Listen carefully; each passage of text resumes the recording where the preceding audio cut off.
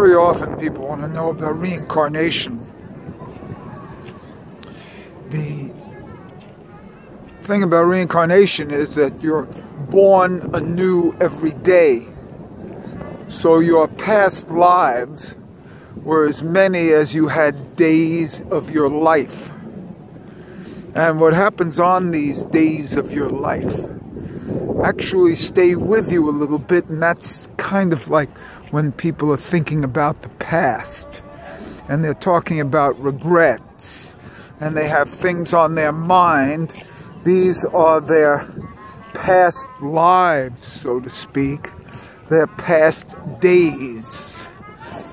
And each of these days is a spark, and it's hard to locate exactly where that spark was in relation to their life, what soul, and things like this. But before worrying about past lives, like before your birth and things like that, worry about your past lives that are, you know, kind of like, in this, since you were born. Remember that each day when you go to sleep, it's 1/60th of death. So you have 1/60th of a past life reincarnation, so to speak. And if you feel that way, or if you recognize this, you see, then you can deal with some of the past lives. Everything that you do is put onto what we'll call an Akashic record. This Akashic record is like a scroll, and the scroll comes down and what do you call it? Here, let me get through. Thanks. Excuse me. And this scroll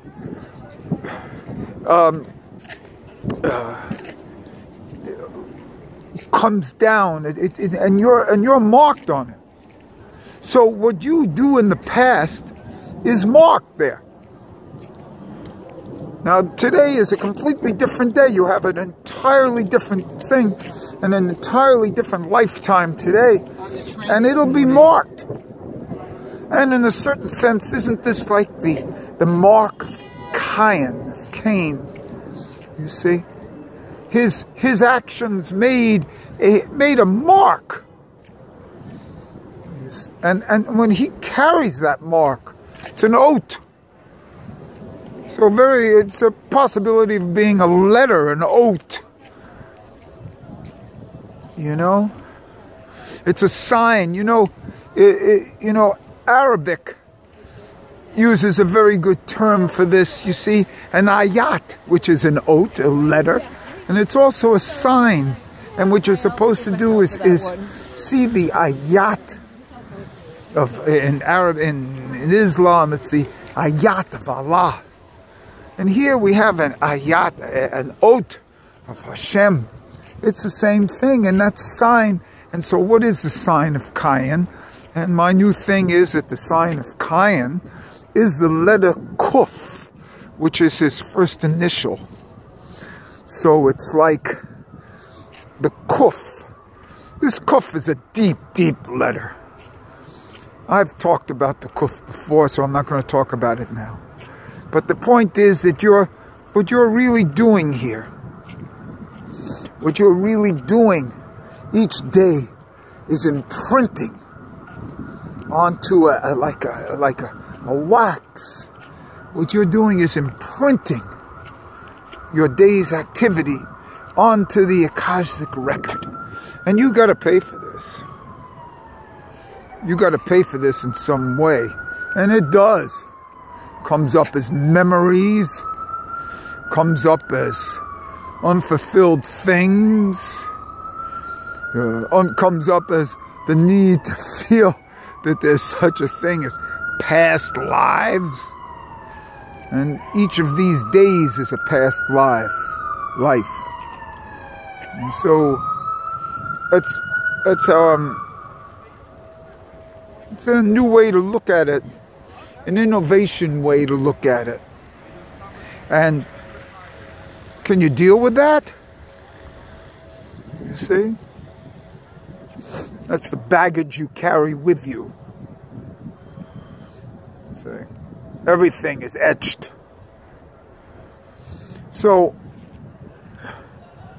that's why psychiatry is a big deal. And then not only are you etched from a psychiatric point of view, psychoanalytic point of view, not only are you etched, but your nefesh, well, maybe comes from your mother, your ruach from your father. You see, so even you don't have your specific soul yet, and so you have this father and mother etched into you, and so you're you know, paying is a karmic thing for their lives. So as we proceed on, we have, the further we go, you know, in generations, the more baggage we carry. And how are we clearing this baggage out? How are you clearing this baggage out? How are you doing on the Akashic record?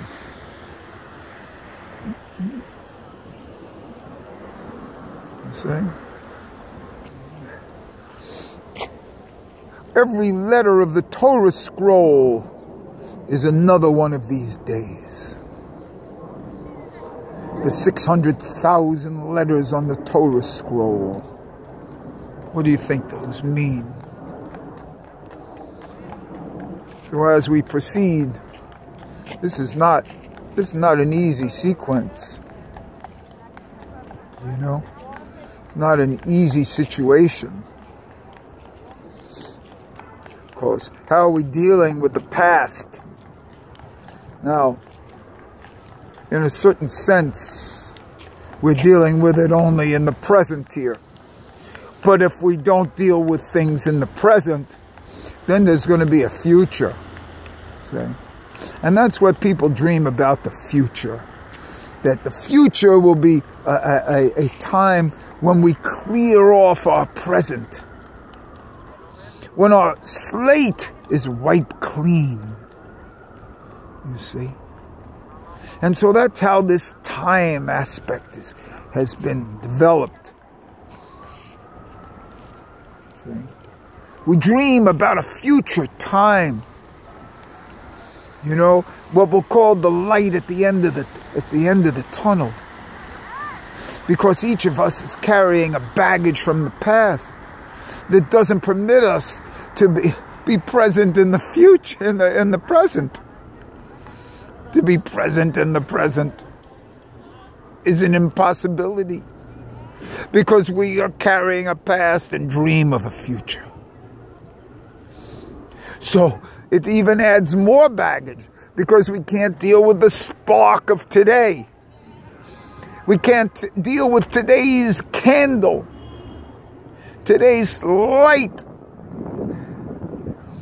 The light at the end of the tunnel is shining now in this candle. But you can't see it. We don't permit ourselves to be the light of today. This light has to illumine some past and then dream of it in the future. So we can't get today's enjoyment by definition.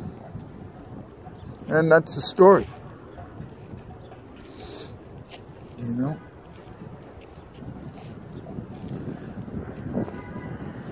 We've lost such touch. Here I am out in the park. You know, the world is so cityfied. All the, you know, important places in the world now. New York, Chicago, you know, Paris, Tel Aviv, cityfied, lost touch with the snow on the ground, you know.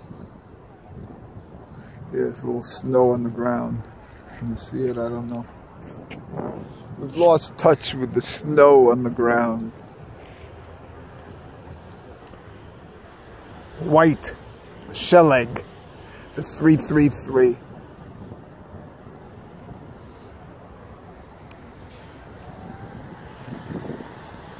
Is it my fault? We're dealing with billions of people, millions of people. You know, what can I do? A single candle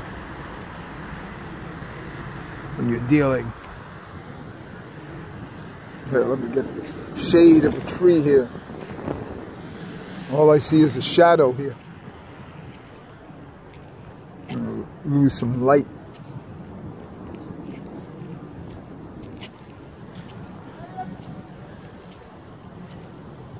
Today is past life regression for me.